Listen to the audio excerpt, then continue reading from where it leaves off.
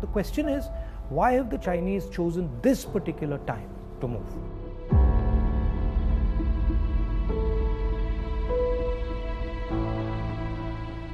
What is it about India's situation that has made China act in such an aggressive way? What is it about this moment in time that has allowed the Chinese to have the confidence that they can move against a country like India?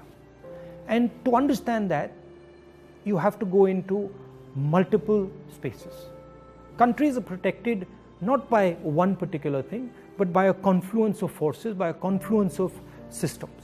Okay, so a country is protected by its foreign relationships, it is protected by its neighborhood, it is protected by its economy, it is protected by the feeling that its people have, the vision that its people have. And what has happened over the last 6 years, that on all those areas, India has been disturbed and disrupted. And I'll cover each one of them. Let's start with foreign policy. Our relationship with the outside world used to be with multiple countries. We had a relationship with America, strategic partnership with America, I would say, and that is very important. We had a relationship with Russia. We had a relationship with Europe.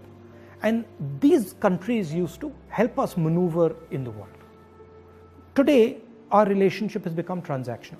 We have a transactional relationship with the United States. We have disturbed our relationship with the Russians. We have a transactional relationship with Europe. Now let's come to our neighborhood. Earlier, Nepal was a friend, Bhutan was a friend, Sri Lanka was a friend. Our neighborhood, other than Pakistan, was working with India and saw itself as being partnered with India. Today, Nepal is angry with us. If you go to Nepal and you speak to the Nepali people, they are furious with what has happened. Sri Lankans have given a port to the Chinese. Maldives is disturbed. Bhutan is disturbed. So we have disrupted our foreign partners, we've disrupted our neighborhood. Now let's come to the economy. Our pride, something that India used to go to the rest of the world and talk about, boast about. Worst economic growth, 50 years, no end in sight, absolute disaster, unemployment highest in 40-50 years. So our strengths have suddenly become our weaknesses. We told the government that, look, please realize that we are becoming vulnerable. All these things are connected. They're not separate. When you look at a nation, you have to look at all these factors and you have to act, take into account all these factors.